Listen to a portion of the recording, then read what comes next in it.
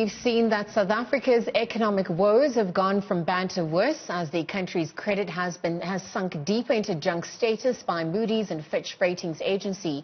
While S&P Global has also, however, affirmed South Africa's ratings one notch below investment grade. All three reviews came late on Friday night amid concerns about South Africa's slow economic growth and high debt trajectory. But to help us understand the implications thereof a little bit further, we are joined by Chief Economist at Alexander Forbes, Isaah Mhlanga. Well, Isaah, very good morning. Thank you very much for joining us here on Weekend Dawn. I mean, South Africans ultimately awaking to the news that its economic woes have worsened, and S&P affirming the junk status for South Africa one notch below investment grade. Moody's downgrading South Africa deeper into junk status, of course, so is Fitch ratings. I mean, were you expecting this outcome from the latest reviews?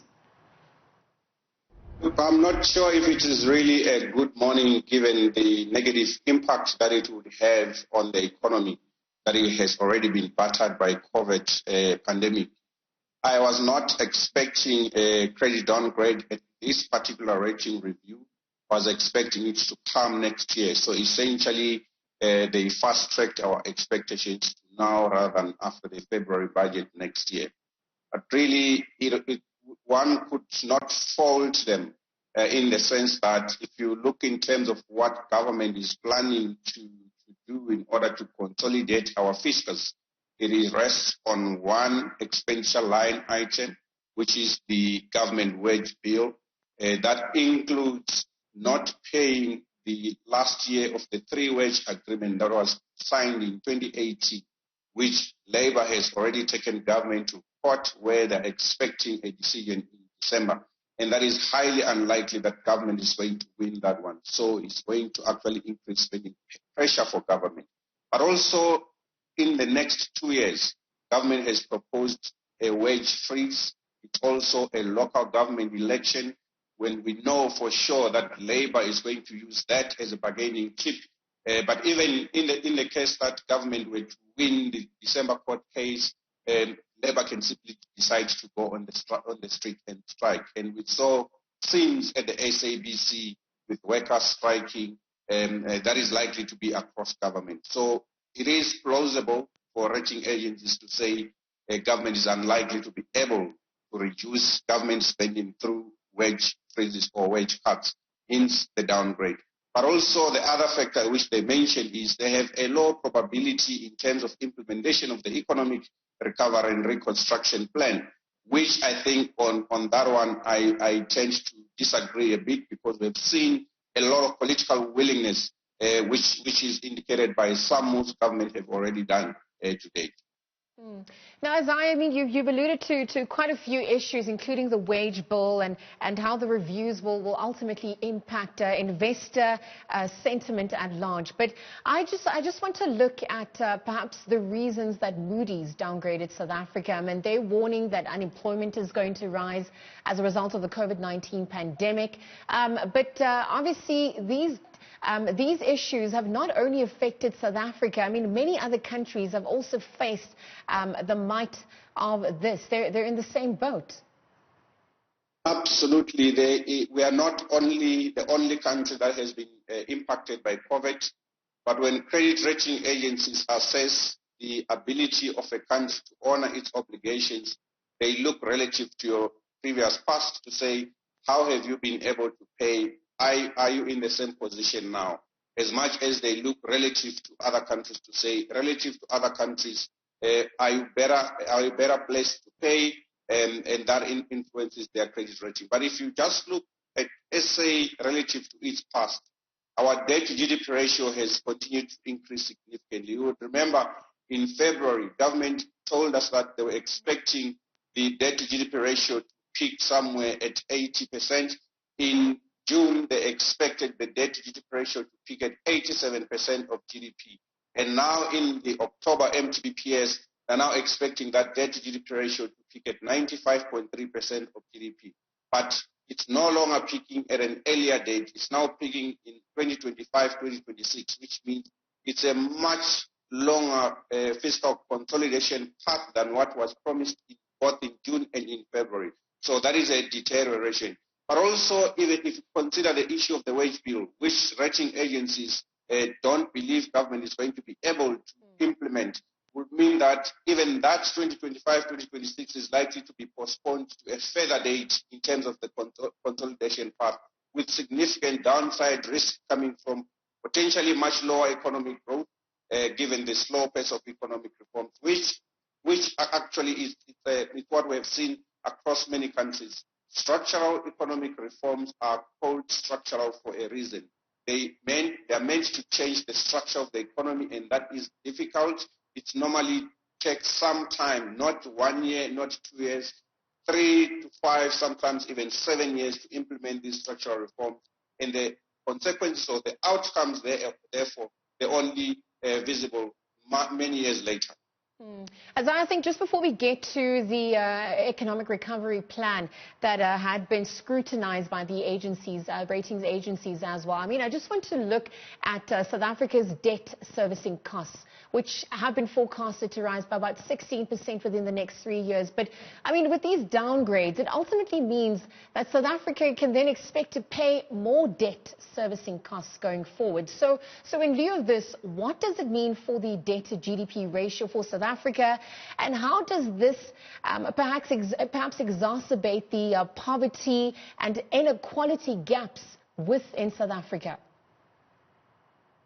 You are right. National Treasury expect the debt servicing cost to increase by an average of 16% per year for the next 3 years.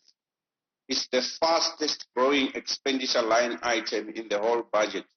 But also, if you look in terms of the quantum, it's the third largest expenditure item after education and economic development.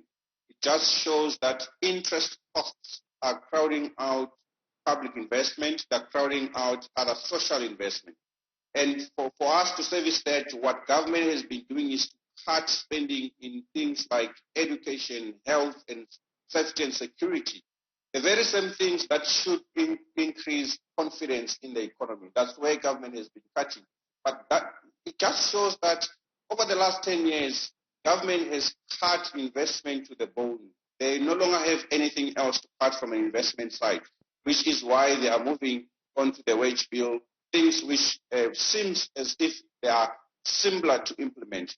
So it is really a significant knock to the economy. But what it does to the overall levels of services to South Africans is that we are going to see significant cuts in expenditure in a way that would make the debt to GDP ratio to stabilize. But since that we saw at SABC are likely to be spread across other sectors of government, which is going to actually impede on the level of services that citizens are going to receive. Unemployment rate, as you alluded to, will continue to rise because when the state is downgraded, banks are also downgraded because the state is the one that is regarded as the least risk in an economy. So when the least risky entity in an economy is downgraded, all other entities, banks, corporates are downgraded. And when they are downgraded, they pass that cost to the ultimate consumer, which is you and I, which means the cost of living is going to rise, just merely from a debt servicing point of view. I mean, all three ratings agencies also poked holes into the economic recovery plan by President Cyril Ramaphosa and also the midterm budget that was tabled by Finance Minister Tito Mboweni. So besides the ratings agencies questioning some of the revenue projections and the fiscal consolidation stance made by government, I mean, ultimately, what else have they said? I think it was really two main things. Fiscal consolidation, they had doubts on it because of the wage bill, which seems to be politically difficult to implement. The second thing is the economic recovery plan, which they also have doubt in terms of the implementation of some of those policies. On the economic recovery plan, I beg to differ because we've seen a lot of political willingness. If you were in 2018, when the finance minister published the Treasury strategy document, which was called by some within the ruling party a rogue document, or National Treasury was called to be rogue, or that plan was called to have been imported from the OECD. Fast forward in February of this year, that document was adopted by Cabinet. And then fast forward to now, the President himself announced that he's going to oversee its implementation. Now, from moving from a raw document to adoption by Cabinet to being overseen by the President, I think that shows a lot of political willingness that comes from this administration. But also, if you just look in terms of energy, we moved from an environment where Eskom was being saved at all costs without necessarily guaranteeing the security of the energy sector as a whole, to a reform process that says we need energy security, which includes independent power producers. We've already seen the gazettement of 11,800 megawatts from independent power producers, but also in addition to that, 2,500 megawatts have also been procured on an emergency basis, which means in 2022, we will have some energy security. And that, I think, for me, is a big reform, a mere 12 to 18 months since the announcement of a change in trajectory. Yes, in terms of SAA, government failed to follow through. In terms of spectrum, also the delay to March 2021 also may signal a negative, but you win you lose some battles to win the war. So you could say the matter of the SAA is really one of those battles government had to lose in order to win the broader reform process. But again, if you consider in terms of the quantum of the funds that have been committed to SOEs, a 10 billion commitment to SAA is really very small in a portfolio of debt that is 4 trillion. I think that one, we also have to consider that in the political economy, you don't win everything. You lose some in order to win the bigger battle.